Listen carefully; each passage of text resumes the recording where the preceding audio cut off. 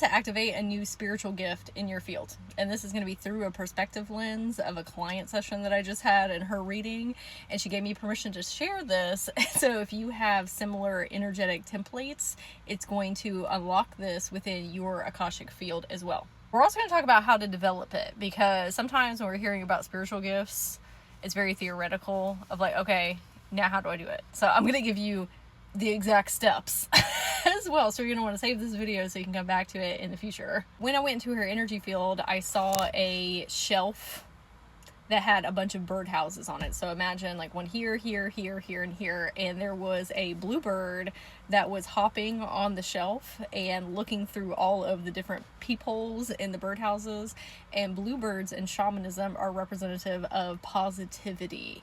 And so what the bird was doing was trying to find the right one. And it was kind of giving Goldilocks energy, where she's trying out all the different beds and the different porridge to try and find the one that was right for her. I walked up to the bird and I said, hey, can I look inside of these? Because I could tell that they were portals, but I wasn't sure portals to where. And the bird was like, chirp. So yes. And so I walked over and put my eye on one, and I went within it, and it was in this kind of dark space. It wasn't like the void, it was like the ethers. And I saw the person I was reading for, and there was all of this lightning and thunder, and it was very tumultuous, like this really intensive storm. And she was kind of walking around figuring out how to get out, but feeling kind of lost.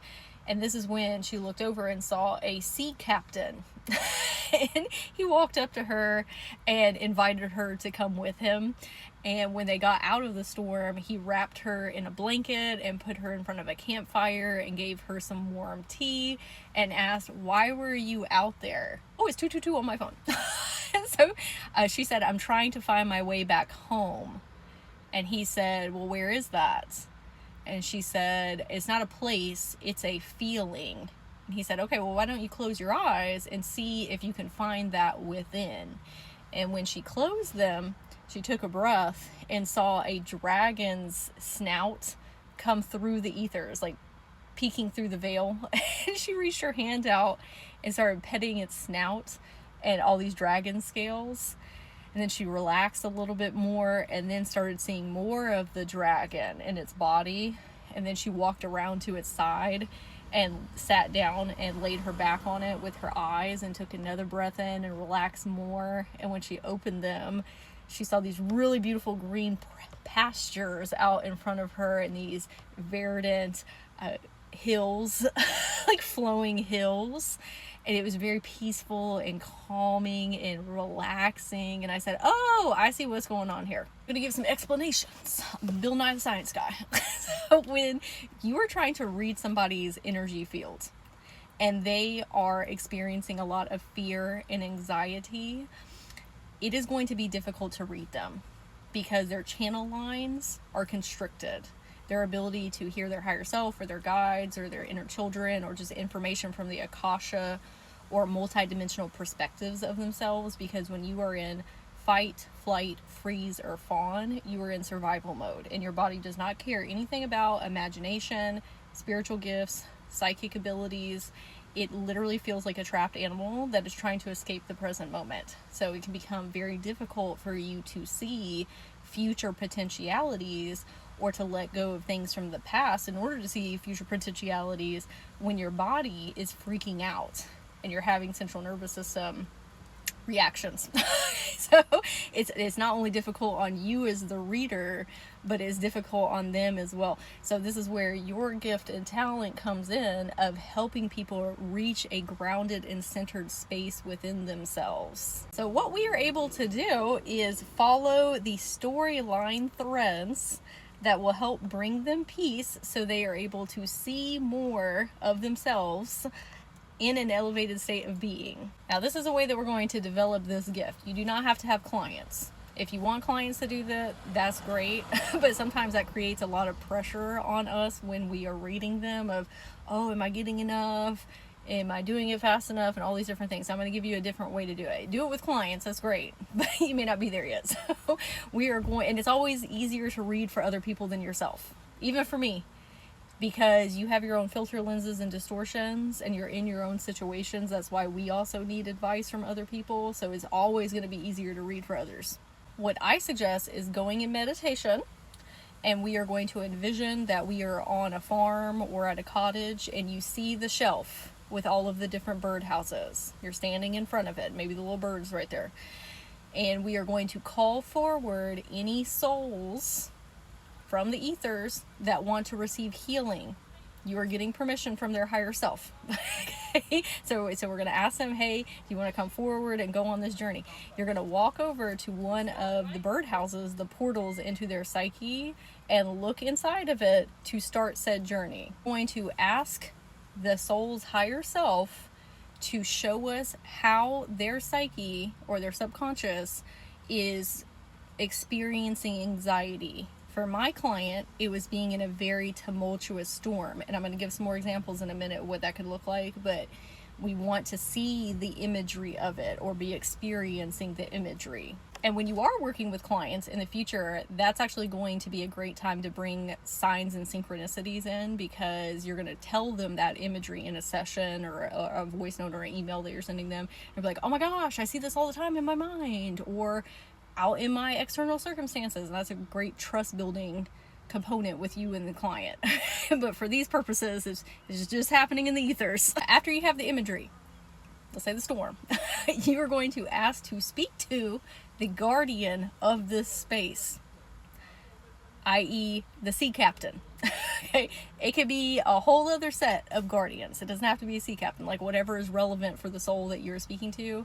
But the guardian is going to be able to provide you with more clarity and the next steps to take to further the journey with this soul. Then you, as the energy healer, are going to be enfolding frequencies of peace, calm, and relaxation.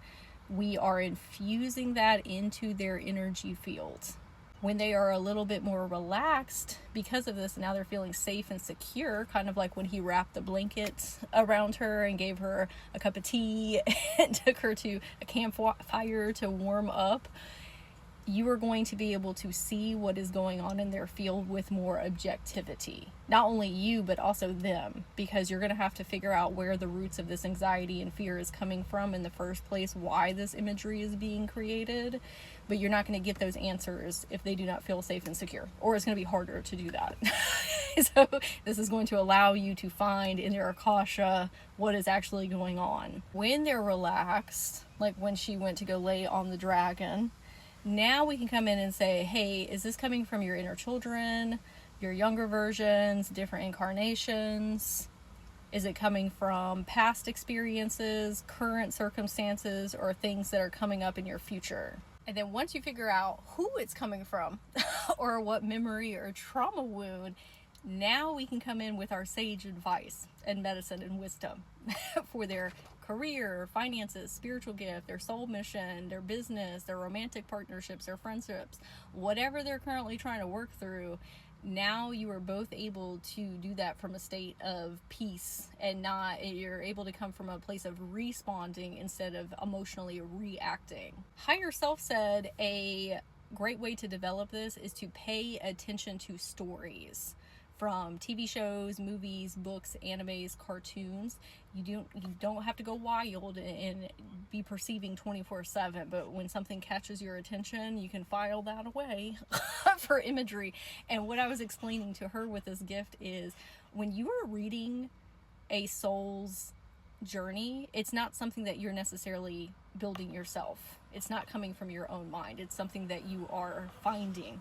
It is a truth that is held within them. However, the more imagery externally that you can add into your repertoire, it's going to make it easier for you to perceive things in other people's fields. It's going to give you a wider scape of what you can find. While we are listening to these external stories, some examples that you might find of imagery that is rooted in fear and anxiety, the starting location for people through these birdhouses. You might start out in a jungle that is overrun with vines. Maybe they feel choked off from life or overwhelmed, overstimulated. There's no way out. a classroom with a chalkboard, but there's only scribbles on it. So the person is really frustrated that they're not able to see the messages that are trying to come through. A frozen lake that is breaking underneath their feet. And we know water is representative of emotions or maybe things that have happened in the past. A castle that they're in where all of the doors are locked. A subway car that keeps looping back to the same station over and over again. They're trying to walk over a bridge, a rope bridge, but some of the steps are missing and it's real wonky. A desert that is erasing their footsteps with the sand blowing over it, so they're not able to find their way back.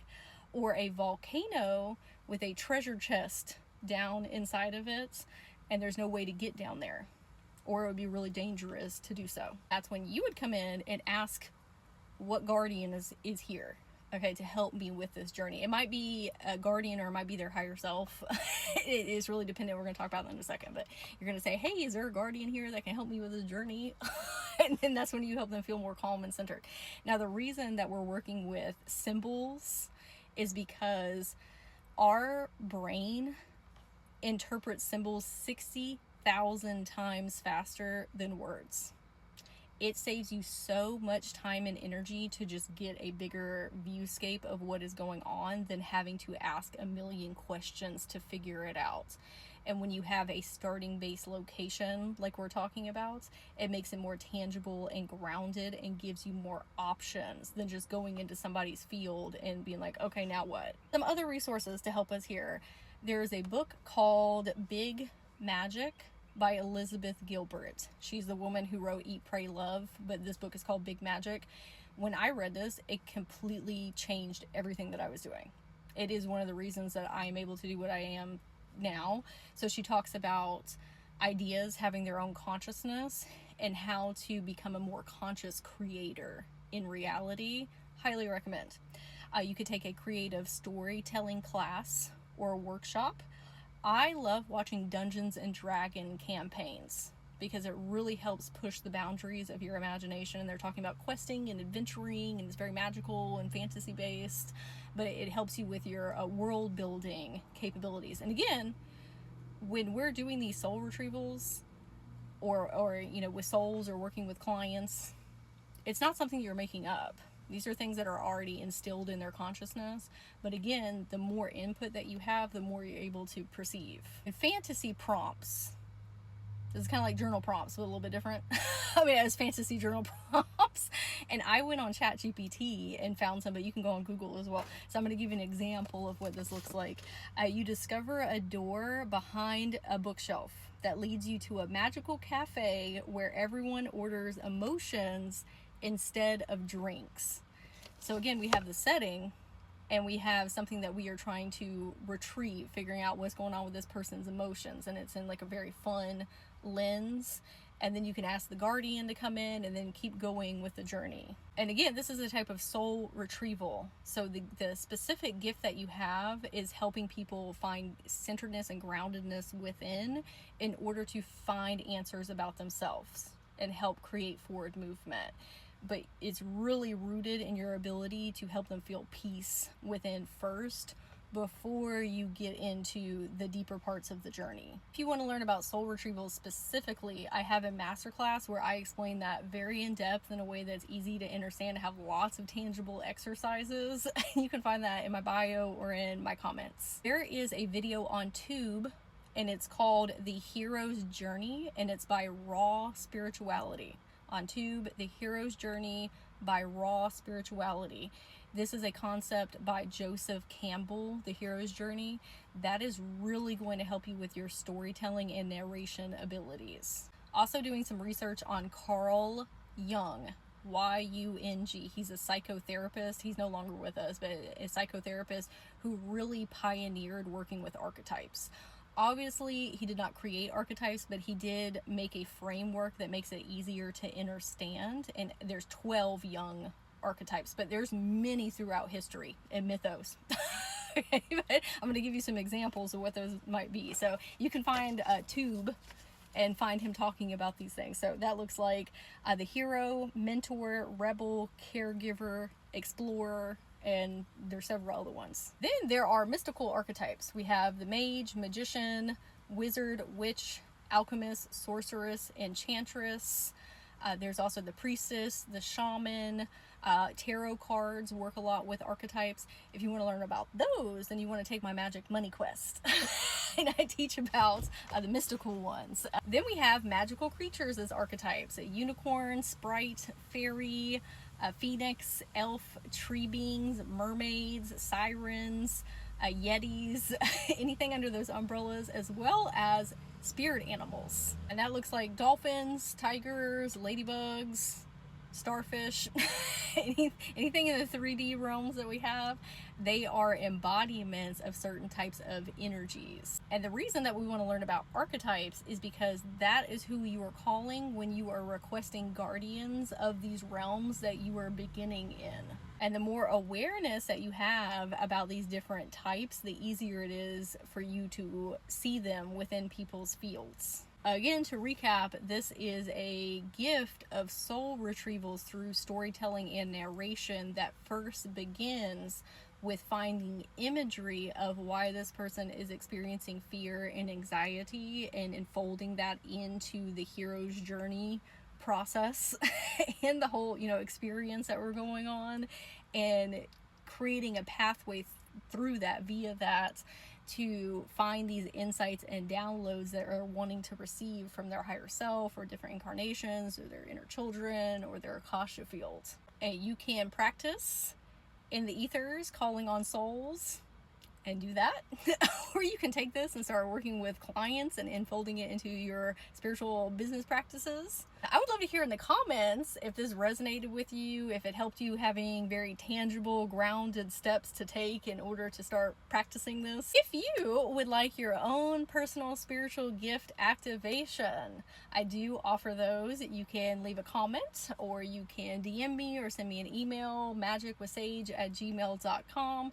This is where I'm going to go into your fields, speak with your higher self, inner children, different incarnations, and find something that is very specific to you to integrate and to develop during this incarnation, whether it's for yourself, family members, friends, or your clients. And I want to thank you so much for going on this journey with me today.